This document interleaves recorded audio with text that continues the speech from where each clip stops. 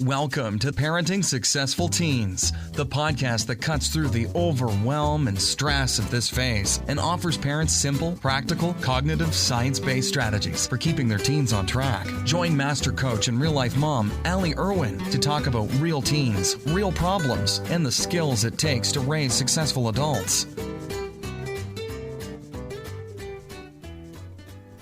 If you have trouble saying no or speaking up about something that matters to you, this week I'm going to teach you how. I'm going to teach you a life hack that is going to help you so much. And it's not some no is a complete sentence. That is absolutely true and completely impossible to put into practice if you are chatty like me. I don't think I've ever said a single word sentence. And I definitely can't say a single word sentence when I'm feeling uncomfortable in a situation. And it used to be super, super hard for me to say no or speak up. So here's my starting point. And that is to allow situations to just be what they are, what they actually are, so that we can really much more clearly see and feel the situation itself. What normally happens is we don't allow situations to just be as they truly are. We try to put a positive spin on them, or we rush past, like if we're feeling uncomfortable in a situation, we rush too quickly to find a solution to that unpleasantness or those uncomfortable feelings. And there's nothing wrong with that. Like, of course we do. Who wants to feel uncomfortable? But when we don't allow those situations to be how they truly are, we're like rushing past a whole bunch of information that we could use that would make it easier for us to say no or to speak up. Okay, because in terms of this episode, the thing that we need in both of those situations, the fuel that we need to say what we want, whether it's no or to express an opinion or make a request, that fuel is going to come from the same source. So let me give you a quick example, really quick example that literally happened today. I was up in the living room writing this, and my hubby was eating his lunch in his office, and that's cool. And then he came out to put his dish in the dishwasher and stood near me and scraped his plate with his fork. So I want you to just like, if it is making the hair on the back of your neck stand up, you are getting the correct picture. So I'm like trying to type and trying to write. Every one of these episodes takes me a while to write because I have so many ideas that I want to jam in there that they would all be an hour long. I try to strip all that stuff out and keep them short because I know you're busy. And so I'm writing and thinking, and I can hear scrape, scrape, scrape, scrape, scrape, scrape. And I just allowed myself to be annoyed without judgment for myself for feeling annoyed or for him for not noticing that I was working. Okay, I just allowed myself to be annoyed with zero judgment for anyone in the situation and without needing to take any action like saying, please stop that, or getting up and moving. Just allowed the situation to be what it was. I felt myself tense up and I didn't make myself wrong for being annoyed. And then I considered saying something and then decided I didn't want to. And I know what you're thinking. You're thinking, why are you using this example when it's about saying no or speaking up and you're telling us about a situation where you didn't do either one of those things? The reason I'm telling you this is because deciding not to speak up, like allowing in your true feelings about the situation, doesn't make you a crazy person that just like screams anytime anyone annoys you or disappoints you, which was one of my fears, that if I started saying no or speaking up, that I would just be, like I value being a nice person and being easy to get along with. And I thought developing that skill would turn me into like something I didn't want to be. And so I'm using this example and pointing out that allowing in all those feelings gives you the opportunity to decide what you want to do about the situation rather than having the situation like your automatic habits choose for you. Okay? And because I have had so much practice with this skill set of allowing my true feelings about situations, allowing myself to feel annoyed in situations, and then deciding whether to speak up or not to, that practice of allowing those feelings, now it's easier for me to allow other people to have their feelings about the situation. And this is really, really life-changing as a parent because it got so much easier for me to allow my kids to have their own feelings of being annoyed. So if I ask my kids to do something or they know like it's their job to unload the dishwasher, because I hate unloading the dishwasher, and when you have children, some of those jobs get to be theirs. When my kids complain about doing things like unloading the dishwasher, I just let them be annoyed. I'm like, that's okay. You don't have to like it. Like, I don't like some of the jobs that I do. Like, I don't love grocery shopping. I don't run through that list every time.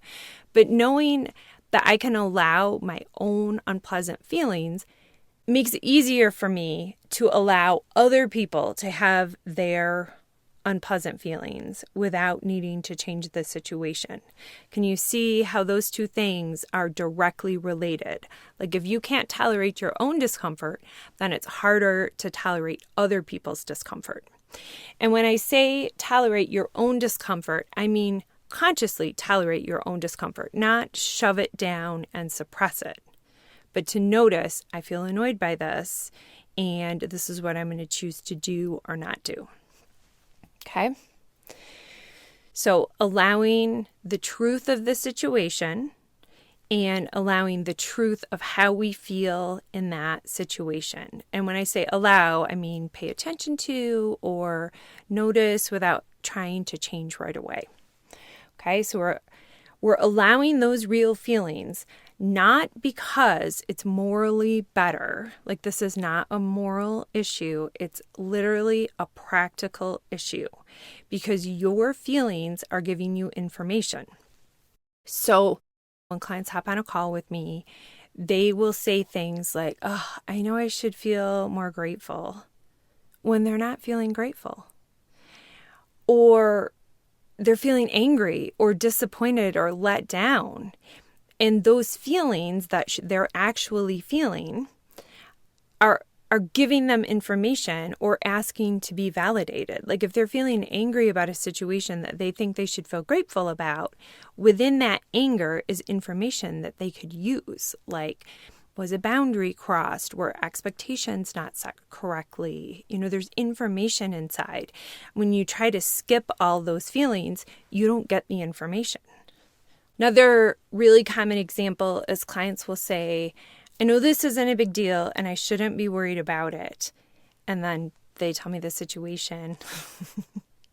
And I'm chuckling because whether it's a big deal or not, they are worried about it. And if it worked to tell themselves that it wasn't a big deal, then they wouldn't be talking to me. Like that worry is there. And telling yourself that it's not a big deal isn't changing the feeling of that worry. It's just pushing it underground. It's like actively suppressing that worry. And we don't want to do that because that worry has information in it. Worry may mean that we need more information about the situation. It might mean we need to check with the other parents involved. That's come up more than once in our family. Might mean that we need to set some boundaries about what we're okay with. Even boundaries, I don't need to go down that rabbit hole. It might mean that we need some self-care.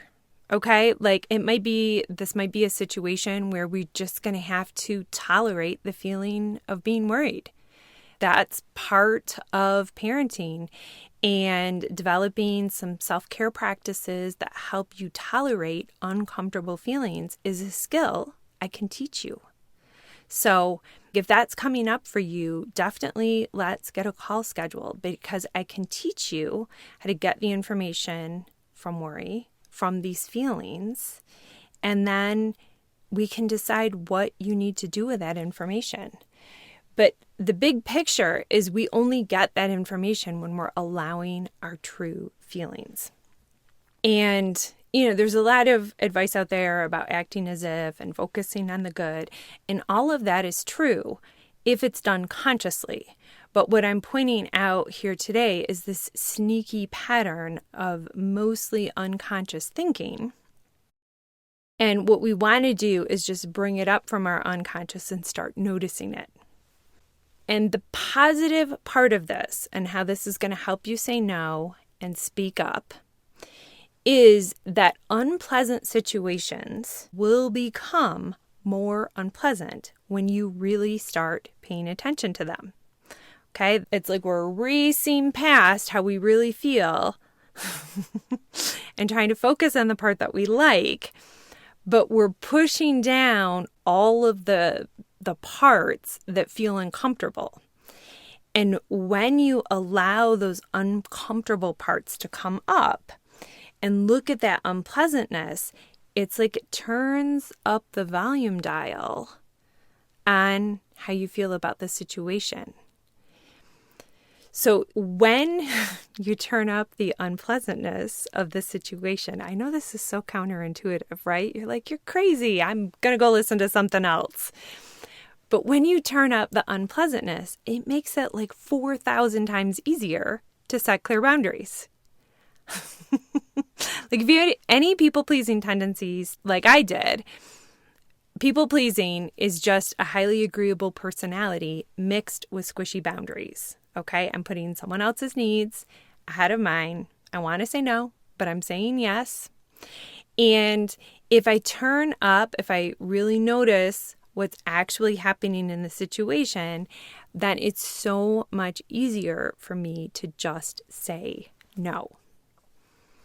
We look at a situation where someone is going to be uncomfortable, like either they're going to get what we want or we're going to get what we want. And if you're a people pleaser, if it's hard for you to say no, it's more uncomfortable for us, for them to be uncomfortable, so we say yes. Does that make sense? Let me say it again.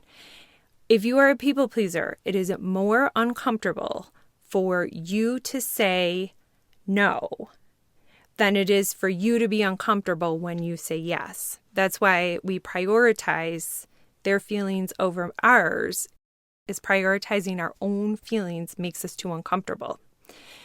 By allowing the situation, allowing yourself to really feel the situation and really feel your own feelings, then it turns up the volume and your own discomfort with the situation.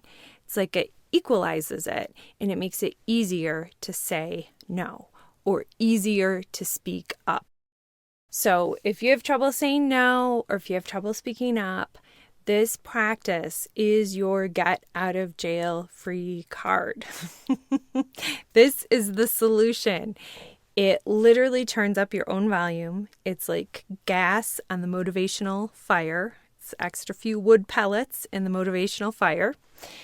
And I want you to try it and let me know how it goes.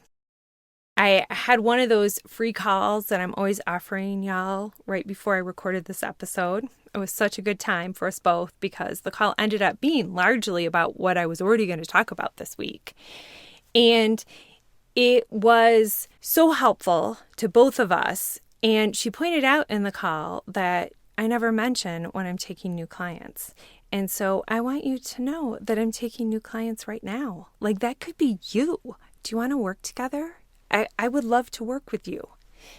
And if you are enjoying these episodes, like you listen every week and then you go back and, like try it with your family and you're like, and then you listen again next week and it feels like nothing is really changing.